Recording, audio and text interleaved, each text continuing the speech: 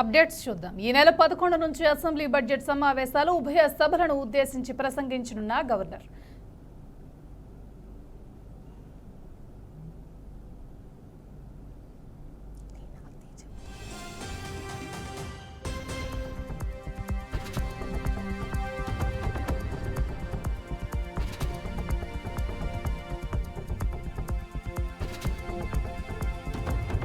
ఫిబ్రవరి 11 నుంచి assembly budget సమావేశాలు ప్రారంభం కానున్నాయి. ఈ నెల 11న గవర్నర్ ఉభయ సభలను ఉద్దేశించి ప్రసంగిస్తారు.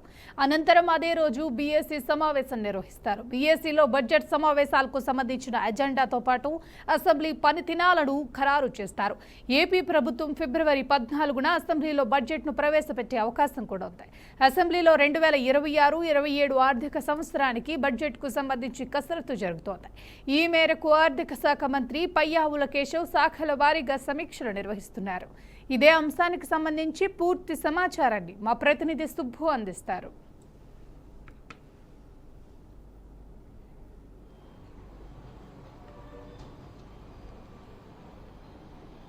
ఓకే వర్మ, ఈ నెల ఫిబ్రవరి 11వ తారీఖు నుంచి అసెంబ్లీ సమావేశాలు, ఆంధ్రప్రదేశ్ అసెంబ్లీ సమావేశాలు, బడ్జెట్ సమావేశాలు నిర్వహించనున్నారు. అయితే 11వ తేదీన ఇరు సభల్ని ఉద్దేశించి గవర్నర్ మాట్లాడతారు. గవర్నర్ మాట్లాడిన తర్వాత 12వ తారీఖున గవర్నర్ ప్రసంగానికి ధన్యవాదాలు తెలిపే అంశం పైన తీర్మానం పెడతారు. ఈ తీర్మానం పైన సుదీర్ఘంగా చర్చ జరిగే అవకాశం కూడా కనిపిస్తుంది. దీంతో పాటు 13వ తారీఖున సీఎం చంద్రబాబు గవర్నర్ ప్రసంగం పైన ధన్యవాదాలు తెలిపి దానికి తర్వాత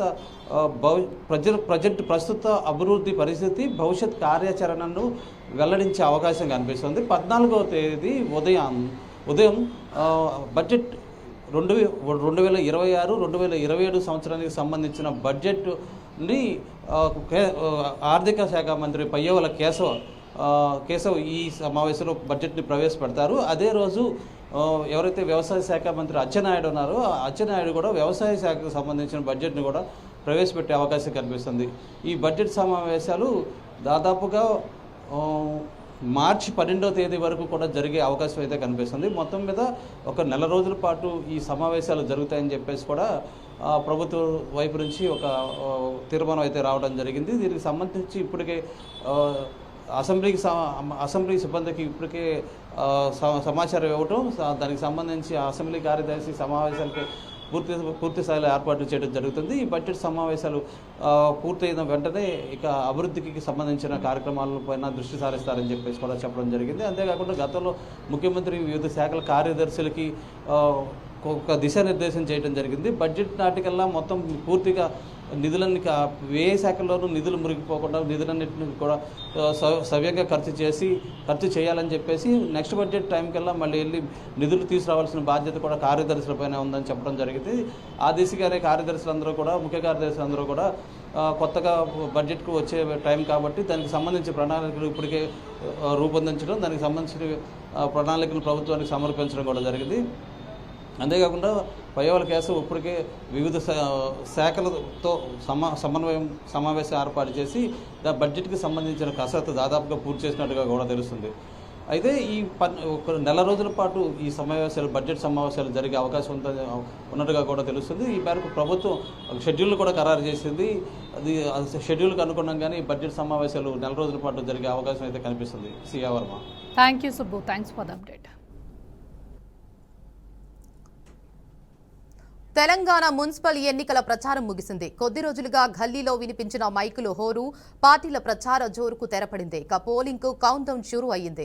ఈ నెల 11న ఉదయం 7 నుంచి సాయంత్రం 5 గంటల వరకు 116 మున్సిపాలిటీలు, 7 కార్పొరేషన్లకు పోలింగ్ జరగనుంది.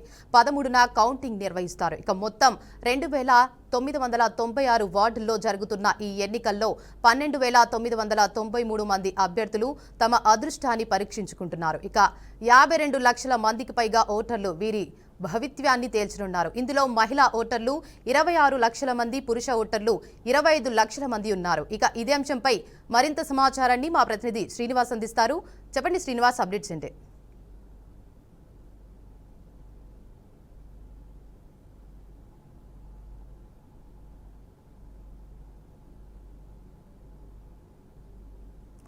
చెప్పండి శ్రీనివాస్.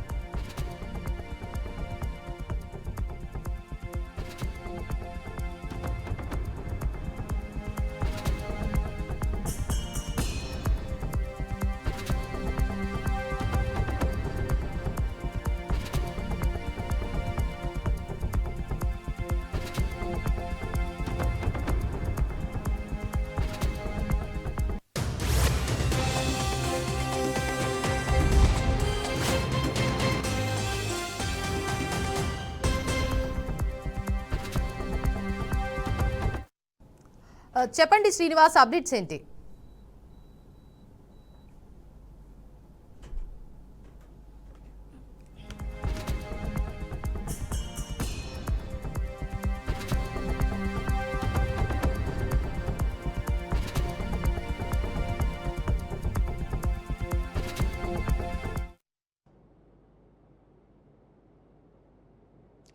సీఎం చంద్రబాబు సమక్షంలో మంత్రులు కార్యదర్శుల సమావేశమయ్యారు. జనాభా నిర్వహణ, సంజీవని ప్రాజెక్టు, పౌష్టికాహారం తదితర అంశాలపై సీఎం దిశానిర్దేశం చేశారు. ఇక ఈ సందర్భంగా కలెక్టర్లు, మంత్రులపై సీఎం సీరియస్ అయ్యారు. కొందరు కొత్తగా వచ్చిన అధికారుల పట్ల ప్రజల నుంచి అందినటువంటి ఫీడ్బ్యాక్ ను ఉద్దేశించి సీరియస్ అయ్యారు. ఏపీఎస్ అయిపోయామని, అన్ని తమకే తెలుసని అనుకోవద్దని చెప్పారు. ఇక మంత్రులు కూడా తమ పని మెరుగుపరుచుకోవాలని సూచించారు. ఇక ఇదే అంశానికి సంబంధించి పూర్తి సమాచారాన్ని మా బీఆర్కే ప్రతినిధి బసవరాజ్ అయితే అందిస్తారు. బసవరాజ్, చెప్పండి, దీనికి సంబంధించిన అప్డేట్స్ ఏంటి?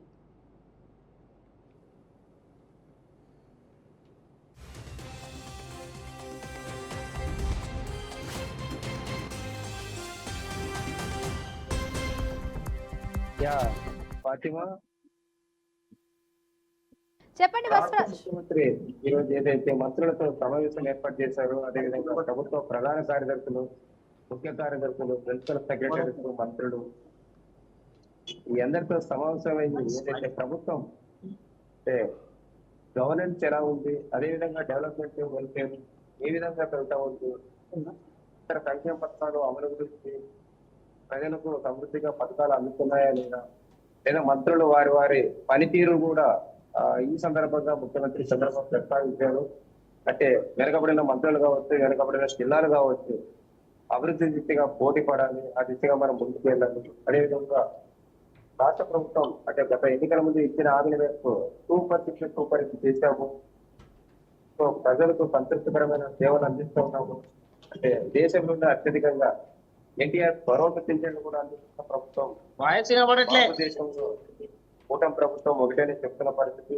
సో ఈ రకంగా మంత్రి అంటే ఇప్పటికే ఇది 3వ సమీక్ష సమావేశం మంత్రులతో, అదేవిధంగా ప్రభుత్వ ప్రధాన కార్యదర్శులు, ప్రభుత్వ సెక్రటరీలతో, సో ఐఏఎస్, ఐపీఎస్ అందరూ కూడా సమావేశానికి హాజరయ్యి ఖచ్చితంగా చంద్రబాబు చెప్తున్న ప్రదర్శిస్తున్న వారి సూచనలు, సలహాలు కూడా వారు స్వీకరిస్తూ, అదేవిధంగా వారి జిల్లాల్లో ప్రగతిలో వస్తూ లేదా డెవలప్మెంట్ రేషియో కావచ్చు, అవన్నీ కూడా వివరించినట్టు మనకు తెలుస్తూ ఉంది. మరి అంటే మంత్రులు కొంత పథకం ముందు అభివృద్ధిలో వెనకబడిన వాళ్ళ యొక్క వ్యక్తిగత టాలెంట్ ఏదో తీసుకొని వచ్చి చంద్రబాబు ఈ సందర్భంగా కూడా చూసారంటే అంటే పద్ధతి మార్చుకోవాలి, అభివృద్ధి దిశగా రన్ చేయాలి, అంటే జవాబుదారితనంతో ప్రజల వద్ద ఉండాలి అని మనకు చెప్పినట్టు తెలుస్తూ ఉంది. మరి అంటే ఓవరాల్ గా అంటే రాష్ట్ర ప్రభుత్వం చర్చించి ప్రజలకు ఖచ్చితంగా 100% ఇస్తా ఉంది. ఆ దిశగా రైతు సంస్థలు కావచ్చు, కార్మిక ఇలా అనేక వర్గాలు ప్రధానంగా దీపం పథకం కావచ్చు, ఇలా అన్ని కూడా అంటే ఏ ఒక్కటి కూడా కాకుండా లేదా మాట తప్పకుండా ఇస్తా ఉన్నాం. అదేవిధంగా డిఎస్సి కూడా ఇవ్వడం జరిగింది. సో ముందు మరింత చేస్తామని చంద్రబాబు చెప్తున్న పరిస్థితి. Right, thank you Basavaraj for the update. Telangana municipal ఎన్నికల ప్రచారం ముగిసింది. కొద్ది రోజులుగా గల్లీలో వినిపించిన మైకుల హోరు, పార్టీల ప్రచార జోరుకు తెరపడింది. పోలింగ్ కు కౌంటౌన్ షురూ అయ్యింది. ఈ నెల 11న ఉదయం 7 గంటల నుంచి సాయంత్రం 5 గంటల వరకు 116 మున్సిపాలిటీలు, 7 కార్పొరేషన్లకు పోలింగ్ జరగనుంది. 13న కౌంటింగ్ నిర్వహిస్తారు. మొత్తం 2,996 వార్డుల్లో జరుగుతున్న ఈ ఎన్నికల్లో 12,993 మంది అభ్యర్థులు తమ అదృష్టాన్ని పరీక్షించుకుంటున్నారు. 52 లక్షల మంది పైగా ఓటర్లు వీరి భవిత్వాన్ని తేల్చనున్నారు. ఇందులో మహిళా ఓటర్లు 26 లక్షల మంది, పురుష ఓటర్లు 25 లక్షల మంది ఉన్నారు. ఇక ఇదే అంశంపై మరింత సమాచారాన్ని మా ప్రతినిధి శ్రీనివాస్ అందిస్తారు. చెప్పండి శ్రీనివాస్, అప్డేట్స్ ఏంటి?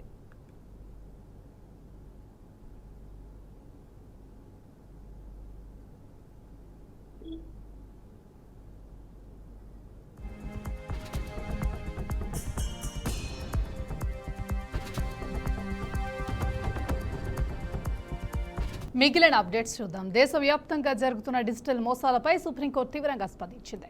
ఈ అంశాన్ని సుమోటోగా స్వీకరించిన అత్యున్నత న్యాయస్థానం సోమవారం విచారణ జరిపింది.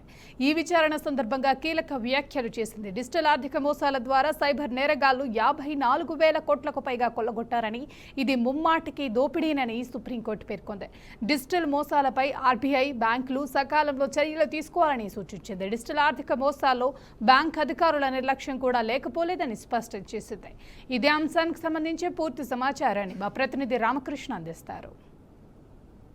ఏదైతే 2021 నుంచి 2025 మధ్య జరిగినటువంటి ఏదైతే డిజిటల్ మోసాలు ఏవైతే ఉన్నాయో దాదాపుగా 54,000 కోట్లు పైబడే చిన్న చిన్న రాష్ట్రాలకు సంబంధించి అది ఒక బడ్జెట్ అంతా డిజిటల్ మోసాలు జరిగినాయి అని చెప్పుకోవచ్చు. ఇదే అంశాన్ని సుప్రీంకోర్టులో ఈరోజు ఏదైతే సిజిఐ ఉన్నారో దీనికి సంబంధించిన కేసు సుమోటోగా తీసుకుని దీన్ని ఏదైతే టేకప్ చేశారో, సో మొత్తం మీద చూసుకున్నట్లయితే కేంద్ర గవర్నమెంట్ని హెచ్చరిక జారీ చేసిందని చెప్పుకోవచ్చు సుప్రీంకోర్టు. మెయిన్గా దీనికి సంబంధించి ఏదైతే సుప్రీంకోర్టులో తీసుకున్నటువంటి ఈ నిర్ణయం ఏదైతే ఉందో డిజిటల్ మోసాల పట్ల కొంత అప్రమత్తంగా ఉండాలి. దాదాపుగా 54,000 కోట్లు అంటే చిన్న విషయం కాదు. దీనికి సంబంధించి ఏదైతే ఇంటర్పోల్ సహాయం తీసుకోవాలి. విదేశాల్లో జరుగుతున్నటువంటి ఆపరేటింగ్ మొత్తం కూడా విదేశాల నుంచి జరుగుతుంది. డిజిటల్ మోసాలు మొత్తం ఇక్కడ ఇండియాలో లెవెల్లో జరిగేవి చాలా తక్కువ. 54,000 కోట్లలో సగం పైగా బయట కంట్రీల నుంచి జరుగుతున్నాయి. సో ఖచ్చితంగా ఆర్బీఐ కావచ్చు, బ్యాంకులు కావచ్చు, దీనికి సంబంధించి కేంద్ర టెలిగ్రామ్కి సంబంధించి మొత్తం 3 దగ్గర నుంచి కొంత ఇన్ఫర్మేషన్ తీసుకుని వాళ్ళ సహాయం తీసుకుని ఇంటర్పోల్ సహాయంతో వారిని పట్టుకొచ్చి ఏదైతే డిజిటల్ మోసాలు ఏవైతే ఉన్నాయో వాళ్ళకి సంబంధించి న్యాయం జరిగే విధంగా బ్యాంకులు కావచ్చు, కేంద్ర గవర్నమెంట్ వీళ్ళంతా సహాయం చేయాలి. దీనికి సంబంధించి ఫుల్ స్టాప్ పడకపోతే మాత్రం ఇంకా తీవ్రమైనటువంటి నష్టం జరిగే అవకాశం ఉందని సుప్రీంకోర్టు చాలా సీరియస్గా చెప్పింది. సో మొత్తం మీద చూసుకున్నట్లయితే ఈ ఏదైతే 54,000 కోట్ల వరకు దీనికి సంబంధించి కూడా ఇప్పటి వరకు లూటీ అయినట్టుగా కూడా 2021 నుంచి 2025 మధ్య జరిగిన లూటీకి సంబంధించి కూడా సుప్రీంకోర్టులో ఈరోజు చర్చకు వచ్చింది. సో మొత్తం మీద చూసుకున్నట్లయితే ఇప్పుడు వరకు జరిగినటువంటి తంతు ఏదైతే ఉందో ఇది కంటిన్యూ అవ్వకుండా ఉండాలంటే, ఎందుకంటే దీనికి సంబంధించి ఈ మధ్య కాలంలో డిజిటల్ పేమెంట్స్ ఎక్కువ అయిపోతున్నాయి. దాన్ని ఆసరాగా తీసుకుని విదేశాల్లో ఉండి ఈ మొత్తం ఆపరేటింగ్ సంబంధించి వివిధ రూపాల్లో వస్తున్నారు. వివిధ రూపాల్లో వచ్చేసి ప్రజల డబ్బును కొల్లగొడుతున్నారని చెప్పి సుప్రీంకోర్టు చాలా సీరియస్ అయిన నేపథ్యం అయితే చూసాం. సో మొత్తం మీద చూసుకున్నట్లయితే కేంద్ర గవర్నమెంట్ ఏదైతే దీనికి సంబంధించి కూడా ఒక హెచ్చరిక జారీ చేశారని చెప్పుకోవచ్చు. సో మొత్తం మీద ఇంకా పెరగకుండా దీన్ని కఠినతరం చేయాలి. ఏదైతే వాళ్ళ లాభాపేక్ష ఒకటే తప్ప ఏదైతే బ్యాంకులు ఏదైతే డిజిటల్ మోసాలు జరుగుతున్నాయో దానికి సంబంధించి సెక్యూరిటీ కూడా పెద్ద ఎత్తున తీసుకురావాలి. ఏదైతే డిజిటల్ మోసాలు జరుగుతున్నాయో దానికి అడ్డుకట్ట వేయాలనే విధంగా సుప్రీంకోర్టు చాలా సీరియస్గా అయితే ఈరోజు చెప్పిన పరిస్థితి అయితే చూసాం. శ్వేయవర్మ.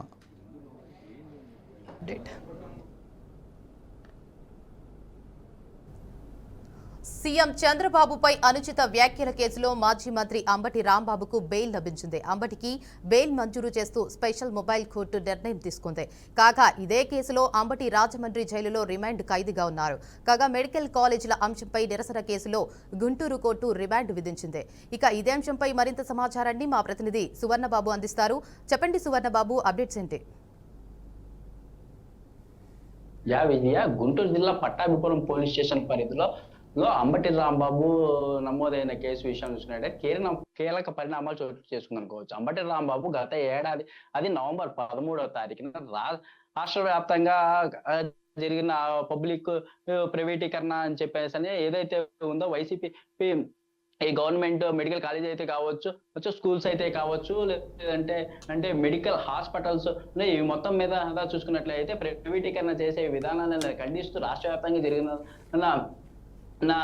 నిరసన కార్యక్రమంలో బాగా చూసినట్లయితే పట్టాపూర్లో ఏదైతే బ్రిడ్జి దగ్గర బారిగేట్లు అట్లో భారీ ఎత్తున గొడవ జరగడంతో వివాదాస్పదంగా మారింది. అయితే ఇందులో భాగంగా పట్టాపూర్ పోలీస్ స్టేషన్ ఏదైతే విధులు నిర్వహిస్తున్న సిఐ వెంకటేశ్వర్లకు విధులకు ఆటంకం కలిగించిన కేసులో ఈ రోజు కోర్టు విచారణ అయితే జరిగింది. పీటీ వారెంట్పై రాజమహేంద్రం జైలు నుంచి గుంటూరుకు తీసుకువచ్చిన అంబటి రాంబాబు గుంటూరు జ్యుడిషియల్ మ్యాజిస్ట్రేట్ కోర్టులో అయితే పోలీసు హాజరు అయితే పరిచారు అనమాట. ఈ సందర్భంగా అంబటి రాంబాబు తరపున వైఎస్ఆర్సీపీ లీగల్ సెల్ న్యాయవాదులు వాదోపవాదంలో న్యాయస్థానంలో న్యాయమూర్తి ఎదుట న్యాయవాదులు తమ వాదోపవాదన వినిపించారనమాట. అయితే కోర్టు విచారణ నేపథ్యంలో జిల్లా కోర్టు భారీ బందోబస్తులు అయితే ఏర్పాటు చేశారు. మాజీ మంత్రి అంబటి రాంబాబుకు ఈ నెల 22 వరకు అయితే రిమాండ్ తీసుకుంటే కోర్టు ఉత్తర్వులు జారీ చేసింది. స్పెషల్ జ్యుడిషియల్ కోర్టు మ్యాజిస్ట్రేట్ పూర్తి అయిన అనంతరం అంబటి రాంబాబుకు తిరిగి రాజమండ్రి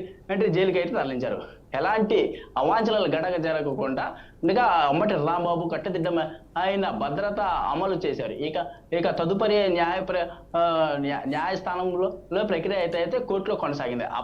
అప్పట్లో కేసు నమోదు చేసిన సమయంలో అంబటి రాంబాబు అదుపులోకి తీసుకోవడం అయితే జరగలేదు. అయితే ఇప్పుడు ఏదైతే మా ముఖ్యమంత్రి చంద్రబాబు నాయుడు అనుచిత వ్యాఖ్యలు చేసిన దీనిపై సంబంధించి అయితే మాత్రం రాజమండ్రి జైల్లో ఉండగా ఇప్పుడు ప్రస్తుతం ఆయన రాజమండ్రి సెంట్రల్ రిమాండ్ లో ఉన్నారు. ఈ కేసులో భావించినట్లయితే ఈ కేసుతో పాటు అంబటి రాంబాబు నమోదు మొత్తం మీద 3 అంశాలపై ఈ రోజు కోర్టులో అయితే విచారణ జరిగింది. జనవరి 31వ తారీఖున అంబటి రాంబాబు అరెస్ట్ చేసిన విషయంలో చూసుకున్నట్లయితే ఈ రోజు జరిగిన విచారణలో కోర్టు కీలక నిర్ణయం అయితే తీసుకుంది. చంద్రబాబు వ్యాఖ్యలు చేసిన ఆరోపణల నమోదుల కేసు అంబటి రాంబాబుకు స్పెషల్ మొబైల్ కోర్టులో బెయిల్ అయితే మంజూరు జరిగింది. ఈ కేసులో పోలీసులు దాఖలు చేసిన కస్టడీ పిటిషన్ కూడా కోర్టు డిస్మిస్ చేయడం అయితే జరిగింది. మాజీ మంత్రి అంబటి రాంబాబు ముఖ్యమంత్రి చంద్రబాబు నాయుడుపై చేసిన వ్యాఖ్యల వ్యవహారంపై సంబంధించిన కేసులో బెయిల్ ఇచ్చినట్లయితే స్పెషల్ మొబైల్ కోర్టులో అయితే స్పష్టమైతే చేసింది.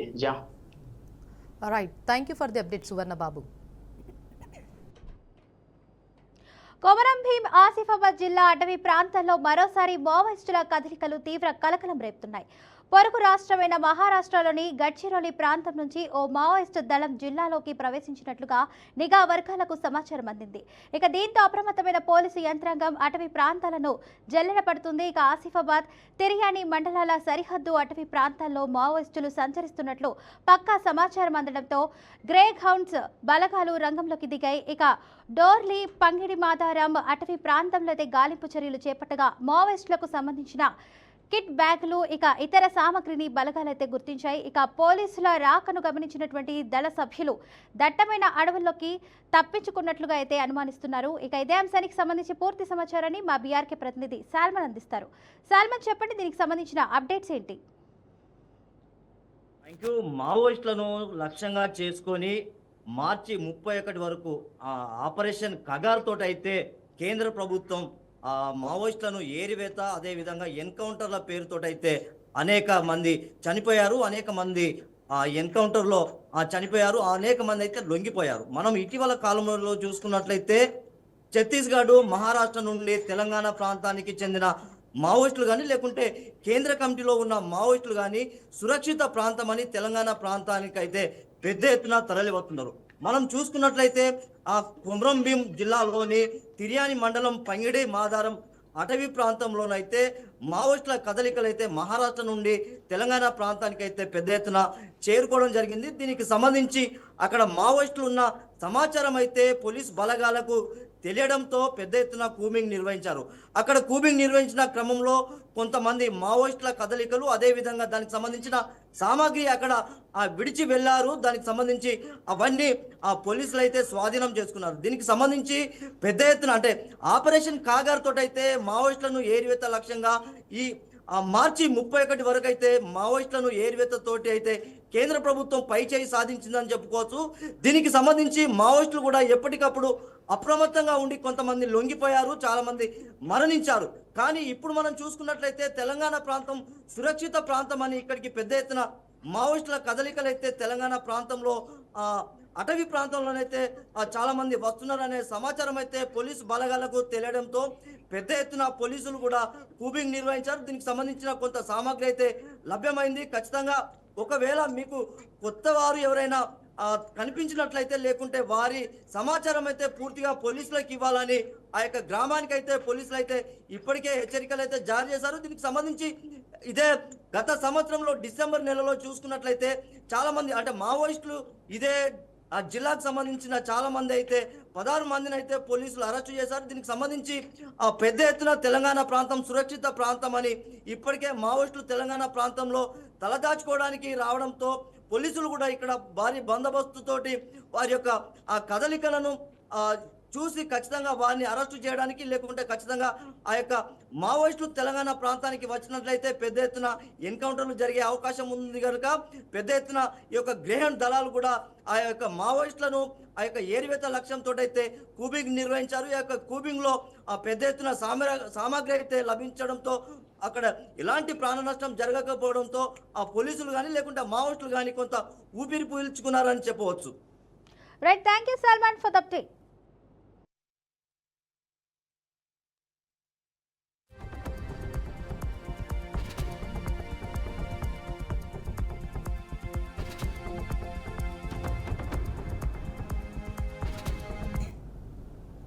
ఇవి 686 అప్డేట్స్. మరిన్ని అప్డేట్స్ కోసం చూస్తూనే ఉండండి బీఆర్కే న్యూస్ తెలుగుడి సత్తా.